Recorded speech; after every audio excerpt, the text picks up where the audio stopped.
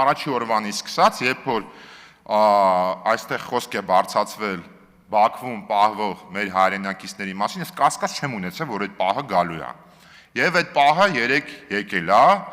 այդ պահը այն մասին է, երբ որ մեր գործընկեր Տիկին Ավետիսյանը Բաքվի բանտից դեպի Հայաստան ուղղված ուղերձը բարձրաձայնում է այստեղ։ Ինձ համար լրիվ նորմալ է, երբ որ Տիկին Ավետիսյանը գալիս է այս ամբիոնի մոտ եւ ասում է, որ Բաքվում մենք ունենք հայրենակիցներ, որոնք բանտում են պահվում եւ որոնց վերադարձը օր առաջ պետք է տեղի ունենա, դա լրիվ բնական է, բայց ոնց կարելի է սեփական քաղաքական շահի համար, միգուցե անգամ անձնական շահի համար